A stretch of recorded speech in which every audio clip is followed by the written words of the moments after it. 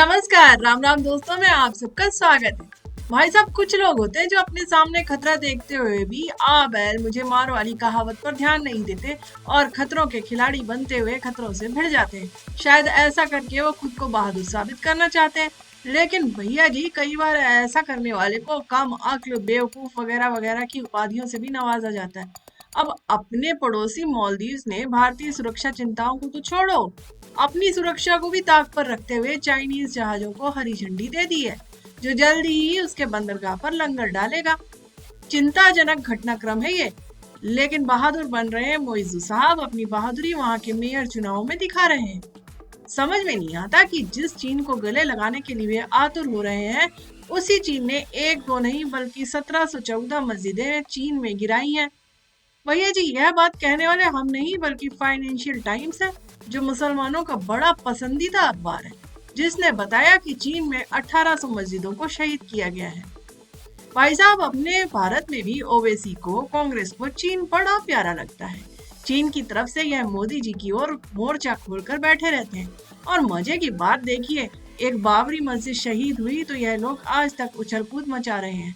लेकिन इन 1700-1800 मस्जिदों के शहीद होने पर क्यों चुप बैठे हो? सवाल तो अपने देश के सेक्युलरिज्म से भी बनता है कि नहीं बनता? खैर, ये तो घराती हैं, इनसे तो हम निपट ही रहे हैं।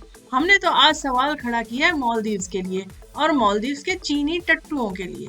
ये वही है जो आज से कुछ दिनों पहले मालदीव्स में योगा इवेंट होने पर इस्लाम पर खतरा बताकर योग इवेंट को भंग करने के लिए चोचक बने फिर रहे थे। इस इवेंट में विघ्न डालकर खुश हो रहे थे।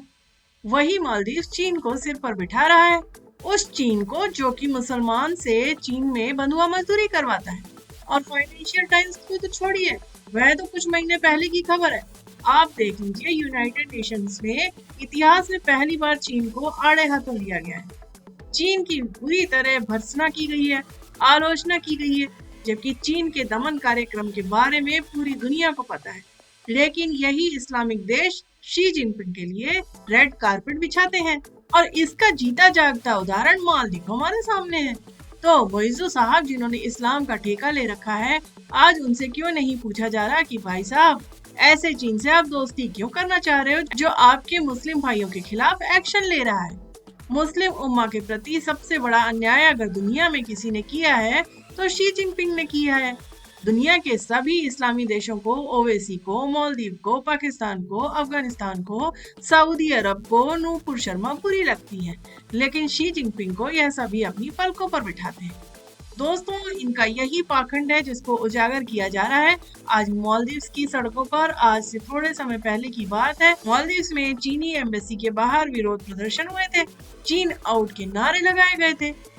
शिनजियांग प्रांत में मुसलमानों के खिलाफ किया जा रहा अत्याचार के विरोध में ये प्रदर्शन आयोजित किए गए थे।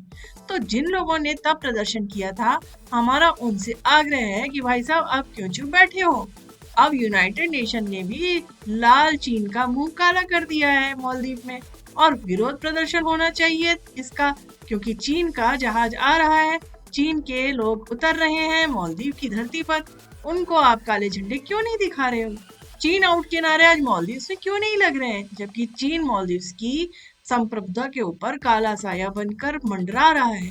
साथ में भाई साहब, जब चीन इंडिया आउट कैंपेन को हवा दे सकता है, भारत विरोधी आग में घी डाल सकता है, तो मालदीव्स में जो लोग भारत का समर्थन करते हैं, जो लोग भारतीय आलू, प्याज, चावल खूब मजे से खाया करते हैं, जिनके घरों में भारतीय दूध से चाय ही नहीं बनती बल्कि चाय में डाले जाने वाला पानी भी भारत से ही मिलता है, वो विरोध क्यों नहीं कर रहे हैं?